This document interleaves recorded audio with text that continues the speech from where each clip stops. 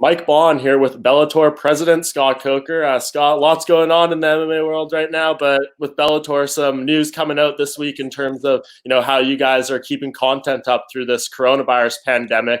Bellator MMA Recharge launching on CBS Sports Network this Saturday night, 8 p.m. Eastern Time. We'll be replaying, some of the classic fights in Bellator history, starting with the heavyweight Grand Prix. Can you just tell us really how this came together and what the really idea was to put this program together starting this Saturday? Yeah, honestly, it was something that was already in the plans. We were just going to do it later. And when we started thinking about, okay, this might be a prolonged, shelter-in-place situation, and let's get some content out there for the fans because we got such a great library and so many great fights, and really we're just underutilizing it. So we do have some great stuff on social. We wanted to just start getting some content out there for the MMA fans and Bellator fans to start enjoying. And the CBS relationship, as you know, it's all under Viacom now, and to get a 4-hour block on the sports network, we're happy about that. I think it's been great for Bellator, and we're going to show some great fights for the fans. Yeah, I mean, obviously, we're used to seeing the Bellator product on DAZN, formerly Spike TV, now Paramount.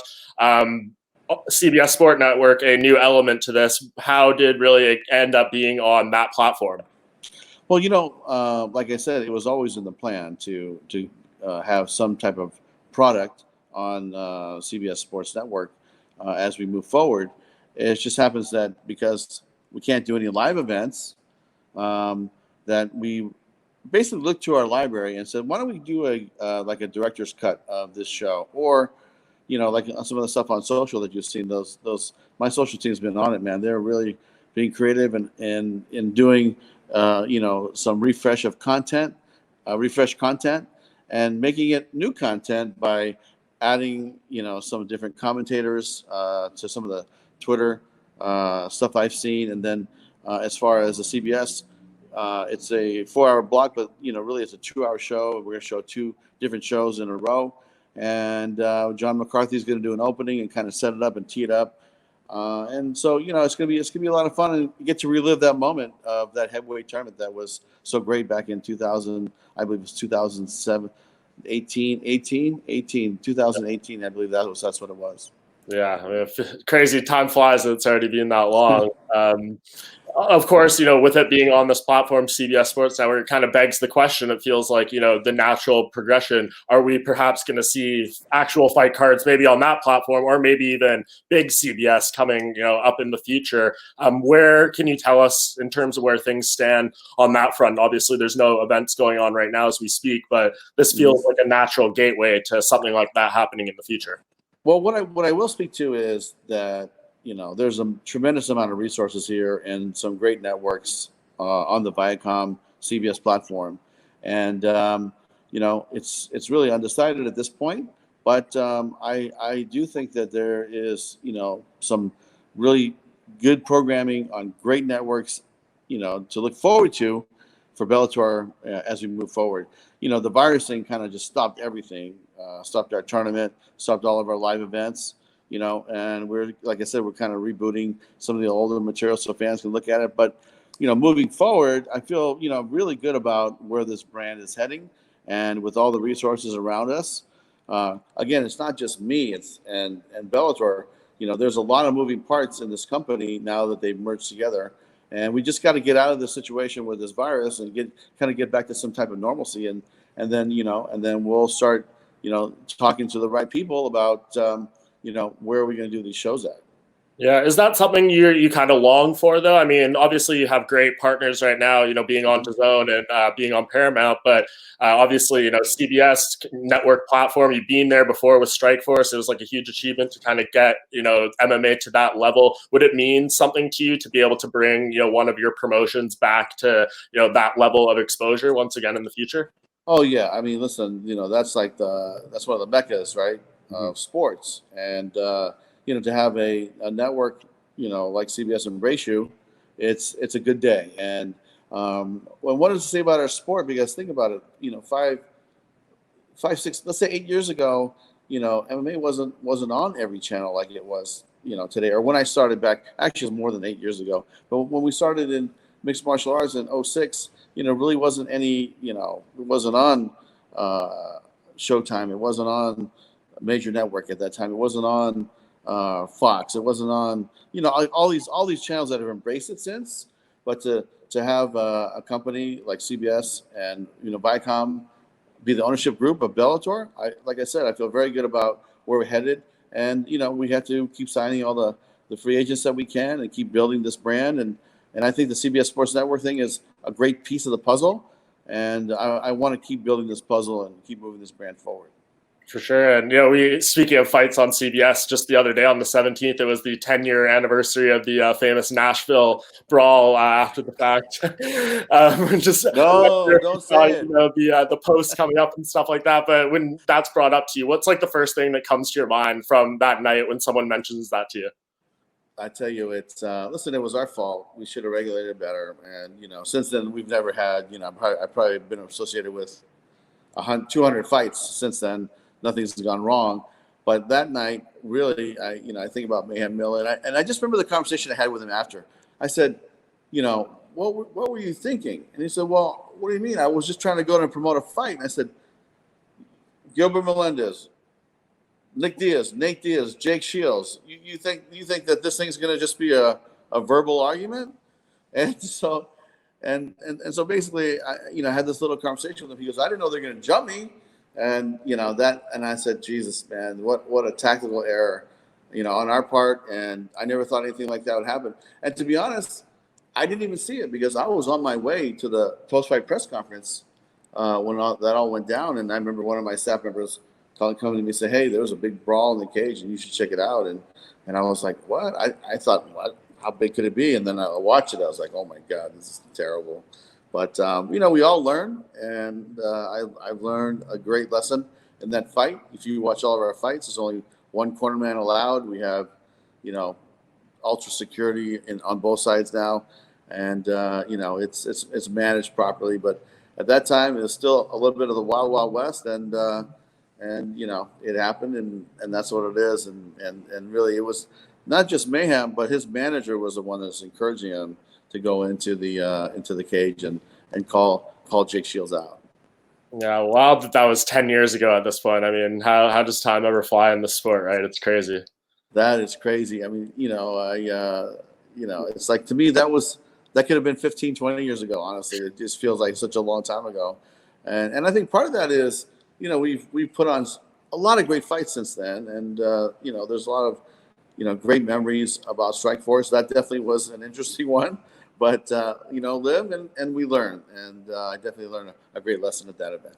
Yeah, absolutely. And I mean, it was a recent anniversary for Bellator as well. Their 11-year anniversary of being a promotion. I know you haven't been there since day one, but I mean, that's quite the achievement. I was looking like they've been around longer than Strikeforce was around as an MMA promotion, longer than Pride. It's pretty unreal, the longevity Bellator has achieved. Yeah, well, you know what? I did not know that. I did not know it was 11-year anniversary. And, think about it. This is a company that's done like 200 and I want to say 40 fights or something. It's like 200 and, getting on 250 fights. Yeah. That's a lot of events. And really, when you have an ownership group like Viacom, CBS, right? And, it obviously makes it a lot easier than if you're trying to go out there looking for your own TV distribution company, or they own channels. So, it's a great process. And I think that, since it came to become a part of Viacom, CBS, I think back in, what was it, 07, 08? Mm-hmm. I can't remember the exact, or 9, something like that. But when they were, I'm sorry, it was probably, it might have been, I can't remember how long ago, but it was something where, when Viacom got involved, then I said, okay, this is going to be a viable product because they have MTV they could put it on. They have Spike TV they could put it on. They have, eventually became Paramount. And now, my feelings haven't changed. Now it's even a bigger variety of stations like CBS, like Showtime. And listen, we have a great relationship with DAZN. We put on some big fights for DAZN. The last Cyborg fight was our last Big Ten poll that we promoted this year, and that was a big success. And we have multiple outlets, and I really feel like that's a good thing for us. For sure. And I got my DAZN water bottle right here too. So we're keeping the brand. Nice. They never sent me one, by the way. I'm sure you could get one if you asked. I think you got that pull. But we're talking about your life a little bit as a promoter here. Just Scott, tell me, man, you've been doing this for a very, very long time. The challenges that this coronavirus pandemic has brought on, unforeseen for everyone in all walks of life, but just how this has, impacted your ability to promote fights. Obviously had to postpone multiple events. You guys just came out and postponed the June 6th show now. Just tell me a little bit about what life is like trying to navigate through this as an MMA promoter. Well, honestly, it's been, it started with the March 13th event getting postponed. Mm-hmm. We were all in New York, and the virus that week was just starting to hit, and New York was becoming a hotbed for the spreading of the virus. So, we decided to shut it down, which was the right decision. And I told everybody, hey, go home, be with your families, and we'll regroup when the time is right. I honestly did not think it was going to take this long. I thought this was something that would be down for a month or a couple of weeks, and then we'd be back to work. But it's a very serious situation, and a lot of people have passed away. A lot of people, won't be back, and it's just heart wrenching to see all the hundreds of thousands of people. I think it was like 100. The death rate now was like over 100,000, I think, and growing. And so, you talk about the people infected and the people that passed away, this is a serious situation. And so I told my guys, look, there's a time for, fighting and putting on these events. And there's a time to be, at home with your family, hunkered down and be safe. Because at the end of the day, I want my team to be safe and healthy. And, I feel like, especially in California, it's kind of flatlined a little bit. And, the hospitals here, from what I'm, talking to the nurses and some friends that are doctors, they're telling me that, look, it's they were over prepared, and they didn't get hit as bad as they thought they'd get hit. They thought they were going to get hit like the East Coast. We did shut down, I want to say, a couple of weeks earlier than New York. So I think that helped. But there's now some theories that the virus was here before in January, and who knows? But as far as my guys, I stay in touch with all of them. We do a lot of Zoom calls. We still have a staff call, and talk to the foreign distribution partners. Talk to Viacom today, some sponsors, people, and talked about what we're going to be doing, because we do have a plan, and the plan really is to come back sometime in July in a soundstage, either on the Paramount lot or the CBS lot, and start doing fights in a closed environment with no audience, at least for the first 3-4 months. Because even if they say, okay, audiences can come back, honestly, I think it's going to take time, because people don't have the confidence. The consumers are not going to want to come back to a sporting event and be around thousands of people right from the beginning. I think it's going to take time, to earn people's trust that this virus is on its way out or it's completely gone. But in the meantime, we're going to continue promoting live events, creating content, putting these big fights on. And it'll be a closed environment, and it'll be on Paramount, it'll be on DAZN, and the replays will be on CBS Sports Network. Very interesting. So a lot to unpack there. I'll go back a little bit. So you obviously canceled the March show. That was basically the day of the event and everything. Then you moved into the April and May events, and we kind of, now sitting where we are basically at the end of April, looking into May, kind of makes a lot of sense that you do that. But as we go into June, what was the decision making in postponing that event? Because obviously, that's still about 6 weeks away. Maybe the situation changes, but you guys made a pretty early call on that one. Why? You know what? It's really not that early, and I think part of it is this: is like, okay, we want to go to, let's say, California, or we want to go to Nevada or Florida. But you know what? When you reach out to California State Commission, right now there's really not any protocol, because there has to be some type of protocol for the Athletic Commission to the fight promotion company to say, okay, after COVID-19, everybody, all the fighters and all the regulators and all the cornermen that we regulate, which means the people that are getting licensed by the Athletic Commissions, okay, they all have to have this COVID-19 test. Or do they have to do it twice? Do they have to do it once? It's going to take a little bit of time, to figure that out. And I think the commissions, are going to get this thing figured out. And then once they do, they'll present us with the protocol of what's going to happen. And then we'll go back and then we'll say, okay, well, what do we want to do in addition to that for the fighters, if any, or the commission, not the commission, but the referee, the rules, like the officials, and then also our staff, the production people, the union people in the building, because even in a closed environment, we're still going to probably have 40, 50 people in that building at one time. And we need to make sure that all those people are safe and that have, their health and safety in mind first, because, this is not something where, we want to, take lightly, and then, somebody gets sick and somebody has a problem, and then we all have a problem. Yeah, definitely. So you mentioned July. So right now, that's the targeted timeline of when you could start putting on events sometime in July. Not sure if beginning or end, but that's what you're hoping for. Yeah, basically what we're trying, what we're looking forward to putting on is a closed environment in a lot where we can control the whole thing, disinfect it every night. But it'll be let's say a combat sports, live TV set, made for TV only, not made for live events. So, or live people in the audience. So, once we can find it, we negotiate it, we create it, the commission's on board, then we'll start going into the setting and start, producing these events, which will be made for TV. And then we'll monitor it, because, is this going to be another 3 months? Is it going to be another 2 months? Another 5 months? I mean, nobody really knows. And, I'm hoping that it's over soon, because we all want to go back to work. We all want to have our fighters fight, and we all want to get back on TV and do what we do. But again, until it's safe and we can really make sure that the precautions are all done, to manage everybody that's going to be there. We're gonna put a pin in it until we get that figured out. Yeah, of course. And that seems like the smart decision to take. And, with all that said, what do you make of the fact that, other promotions, the UFC is attempting to put on a show 17 days from now? Yeah, you know what? That's pretty ambitious. I mean, I don't know what their protocol is. And that's the only thing I would say is, like, look, it's, let's all be sensible, because at the end of the day, if you don't figure it out and you don't have all the answers, there could be something bad happens, right? And then everybody's backtracking. Everybody's going to be in a defensive position, and it's going to affect everybody, not just them, but us as well.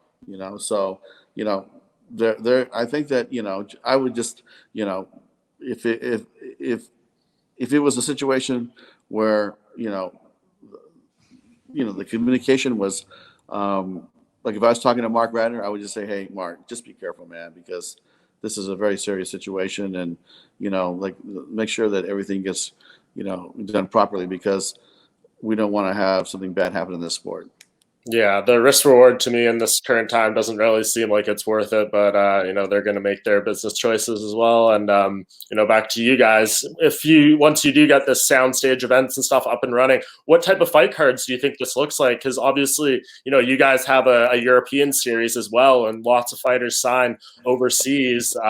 We have travel restrictions and things like that going on. So how does that impact, the type of fights you're going to be able to put together once you eventually do get clearance to do fight cards? I do think the travel ban will be lifted at some point, and people will be able to travel back and forth, to different countries once this thing slows down.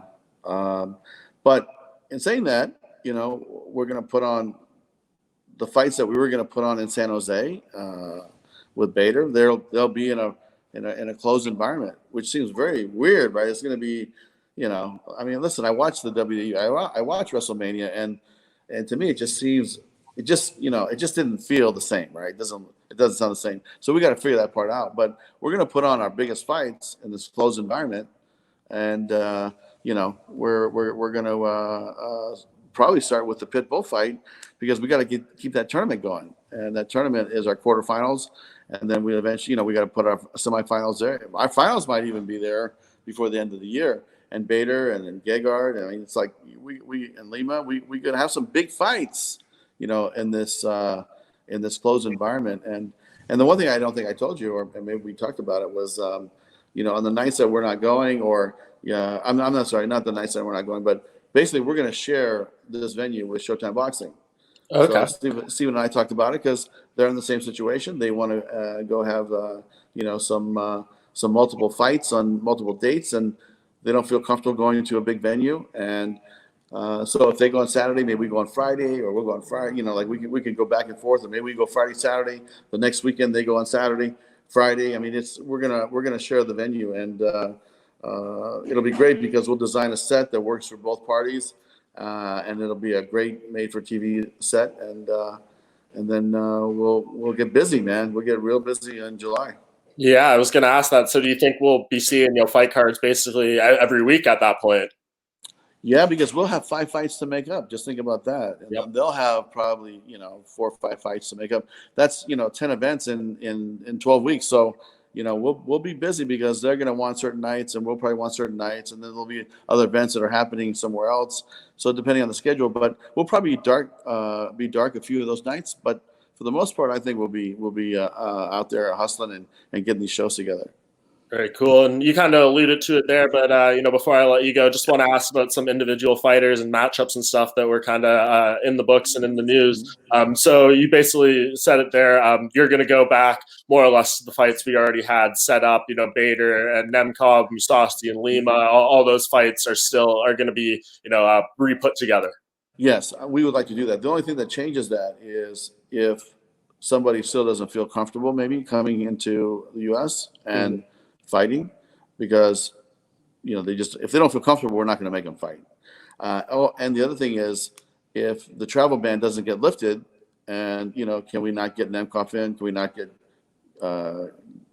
Gegard in? Then we might have to adjust. But we will be doing big fights at the highest level, and it'll be in a closed environment, and we're gonna make those fights happen in July. Yeah, and how does this, I guess everything's on a hold, so maybe this question kind of answers itself in that sense, but how does it impact these divisions where you have, dual champions, like heavyweight with Bader fighting at 205 and at 155 with Patricio?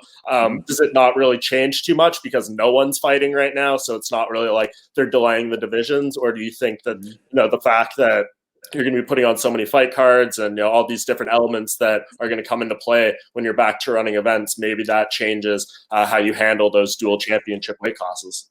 You know what? My thought is this is kind of a pause in time, right? So March, April, May, June, like a 6-month pause in our fight company, and basically for the whole world, the whole economy is stopping for 5 months, Maybe it gets done in 3 months or 4 months, but from March until July, that's quite a bit of time. So no one's promoting fights, no one's advancing, no one is advancing their position, let's say.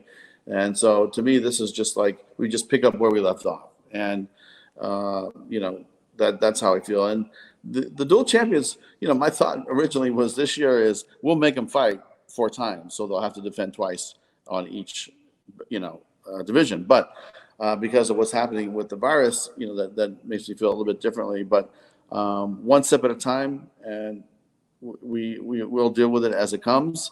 And hopefully we'll get all of our 30 fights in. The goal is to definitely get the 22 fights from the U.S. in, and also our fights in Europe might end up here.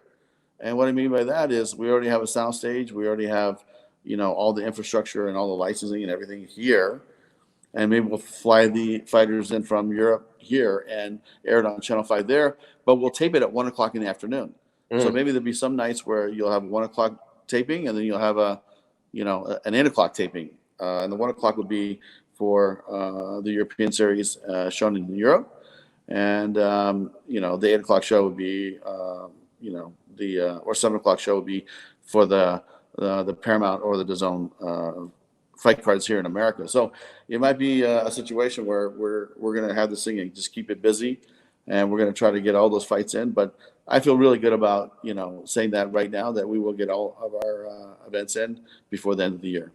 Well, that's great. A lot of fights for fans to look forward to then.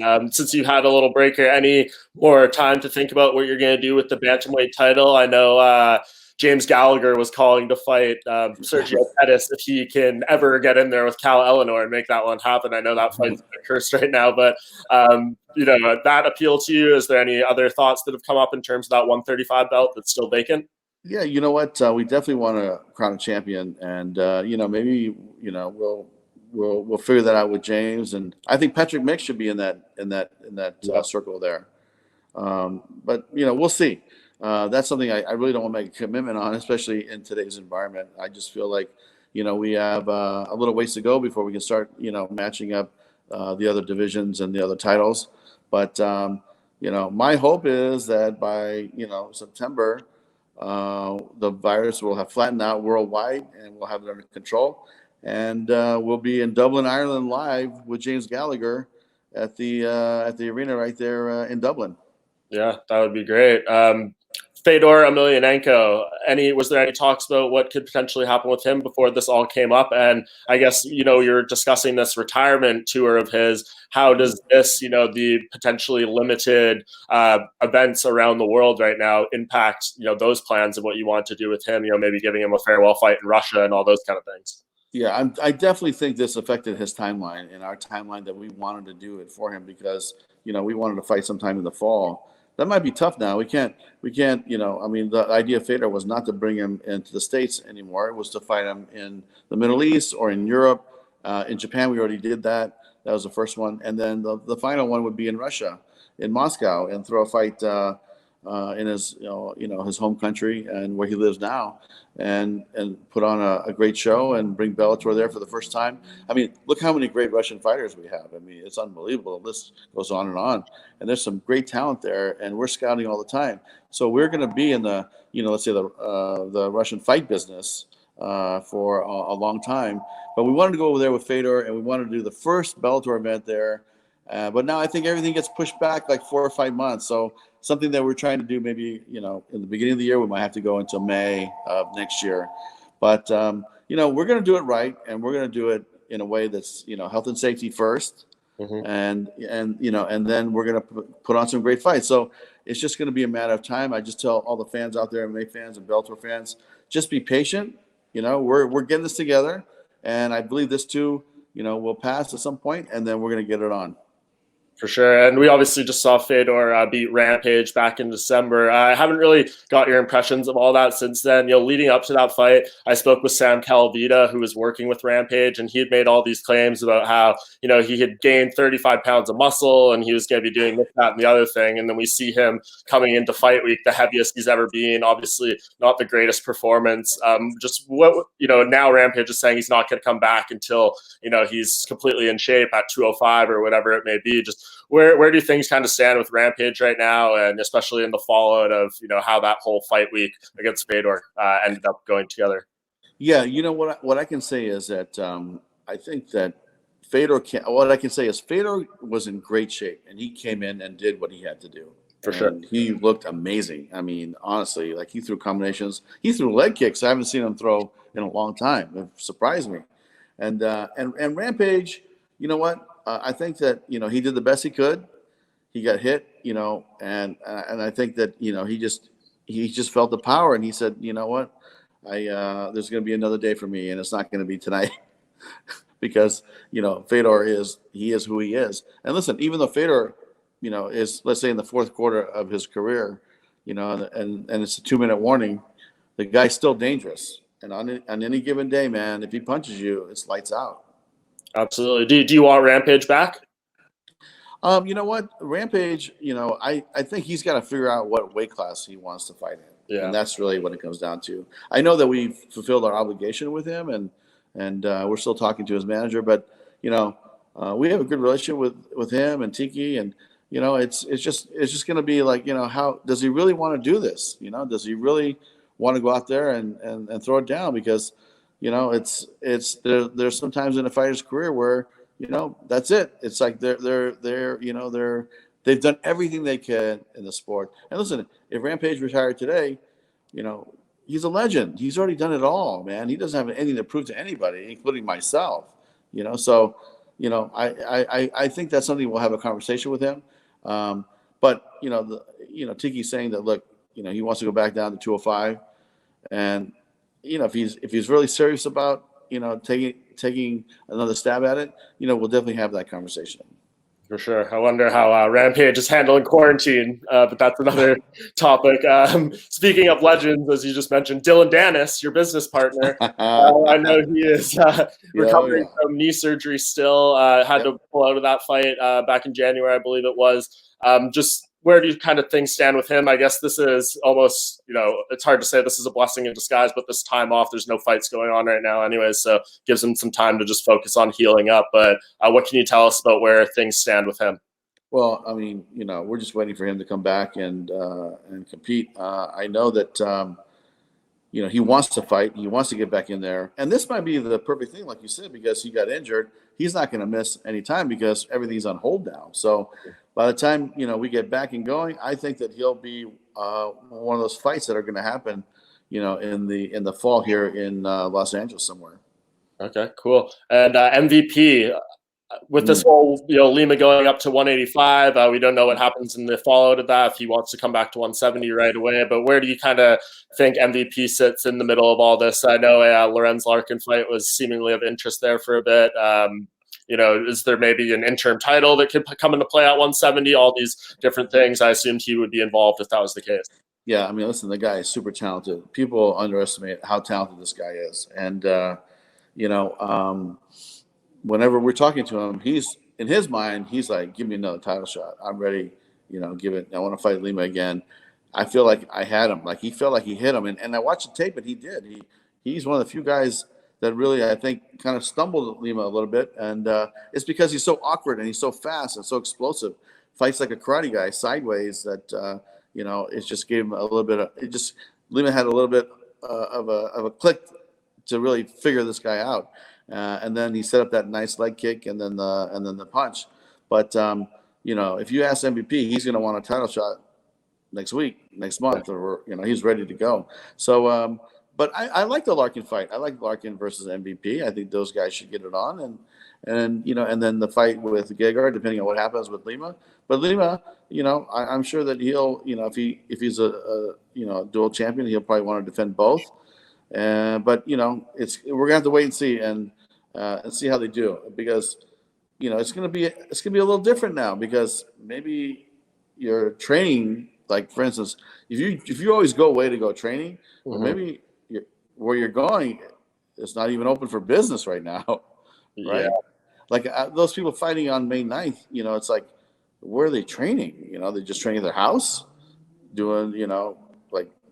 What are they doing? How are they sparring? How are they really getting it on, and really getting ready for an elite level of fight? And so that's something that, once we decide to go and we get the commission's approval to go, we're going to give the fighters hopefully 8 weeks to have an 8-week camp at least for the first fight. And then, then they'll have 10 weeks out, 11, 12, 13, 14, give them more time. But, that first fight, we got to give them at least 8 weeks to get ready and get it on. Yeah, that makes sense. Well, I think a lot of fighters probably train in their garages and stuff right now. I actually spoke to Lima Lay the other day, and that's basically what she had just built in her garage. So I imagine there's lots of that going around. But I guess speaking of Lima Lay, we had discussed, the potential of a 125 tournament. I know this whole thing is kind of putting the tournament stuff on hold, but when you look at that division, is that still what you're kind of thinking might be the best fit going forward? I love that division, and I think that it's a division that could be an amazing tournament. And but with everything that's going on, honestly, it's like I'd like to just take a beat and a pause, and let's get going, and then we could talk about the next tournament happening next year, which will probably start at the end of this year, going into next year. But as far as committing to that tournament right now, I don't think we're ready to do that, but I do like it, and I think I've said it before. I think it's a great opportunity to have eight great women, super fighters in there, getting it on and doing the first female tournament for Bellator. For sure. And just want to give a shout out to Lima too. I mean, it just came out today that, she's filing a lawsuit against her former coach, and just really powerful for her to come out and put that out there. I know you don't need to dig into it, but anything you just want to speak to on maybe how proud of your champion you are for, kind of speaking up in that forum? Yeah, that's something very serious, and we're here to support her, and it's obviously become a legal situation, and that's something that's always a rough go, but we're here for her, and if she needs anything, we'll be there for her. For sure. That's great. And two last people I wanted to ask about. Cris Cyborg, obviously she's already got one in this year, but any idea, potential challengers for her next, anything like that? You know what? I mean, if you look at our 145-pound weight class, I think there's 2 or 3 girls that would love to fight her. And we've gotten this after the last performance with Bud. We got a couple calls, and but you know what? When she fights, that I'm not sure. And so, depending on who's available, we'll figure out who her next opponent will be, because we were going to try to have her box right now against one of the world champion boxers, but I talked to Audie about a week ago, and I said, and he agreed. He actually brought it up. We talked about her competing in boxing. I said, with everything that's going on and this big pause in this, in this combat sports schedule, I'm not sure if we're going to, be able to have her box, because we need her to fight in MMA. Yeah, that makes total sense. And last person I wanted to ask about, Michael Chandler. He's done some interviews this week, basically saying that he's about to fight out his contract with the next one, and this time he actually wants to test free agency, something which he hasn't really done in the past. I guess just your thoughts on Michael, and maybe whether it's win or lose this Benson Henderson fight. I assume we're putting that back together. How important, I guess, it would be to keep him as part of your lightweight division. Yeah, I mean, listen, that's something that we'll go back and look at the statistics of it all, because, Michael's been a great ambassador and a great role model for mixed martial arts, not just Bellator, but, I heard about Michael before I came over here. His fights with Eddie Alvarez, were prior to my coming on board, and they were some of the best fights, in the history of mixed martial arts, I think. And so he's done it all, man. He's coming, he's not 21 anymore. He's got to go and do what he has to do, and we'll be in, we'll be talking to him, but I'm not sure where it'll end up. We'll go back and look at the statistics of, the gate, the type of fights he put on, and does he, and the ratings, and see, what type of formula we can put together to make him a good offer. But you know what? It's free agency works both ways. Just like we got Gegard, and we had other, Ryan Bader and Cyborg, and we've done our fair share of damage in the free agency market. And free agency works both ways. Michael, of course, it's is going to look for the best deal, and we'll see. I mean, to me, who knows? He could end up with us. I'm not sure, and we'll take it. After his fight with Benson, we'll decide what we're going to do. No doubt. Fair play. And last thing I wanted to ask you, Scott, I really, really appreciate you taking so much time to talk to me today. Is just going back to what you said earlier in the interview, I guess just maybe a message to your fighters who may be watching this. I'm sure they'll see the headline like Bellator hoping to come back in July. That's obviously still a ways away. Anyone who may be concerned about, how they're going to just get by in these times with no opportunities to fight, things like that, just any message you could share to, whether it's the fighters or fans or anyone who may be wondering just about, this time of absence for Bellator and how the people are going to endure it. Yeah, so to the fans, I would say, look, we have CBS Sports Network, and we got our social up now. We're doing a lot of really fun programming, basically creating like a director's cut of some of our shows, having different commentary, basically making it a fun show. And even though the fights are from a couple years ago, it's been a lot of fun to watch what they've been doing. And so, tune into social, tune into CBS Sports Network starting this Saturday. And we'll be back. We'll be back as soon as we can. I mean, if the commission has a protocol in place where everybody can feel that there's certain health and safety will, be protected, then we'll be ready to go as early as even late June to July. So I would tell the fighters, you might be getting a call soon to start training and start getting in shape and getting ready.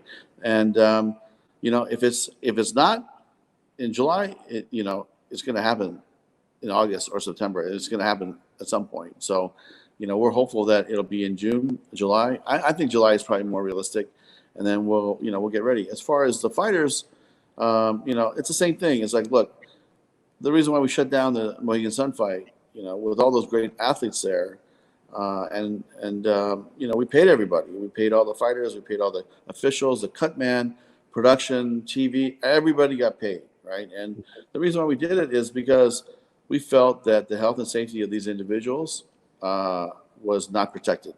And at the end of the day, this is a business, yes, and we'll make up that money and we'll make up those fights. But the health and safety is something that you can't make up if things go bad. So, you know, it's a business, but it's still a business of people and business of fighters. And when the time's right, you'll get the call and we'll take care of you and we'll honor our contracts. And, you know, just be patient and we'll get through this thing together and then we'll get busy.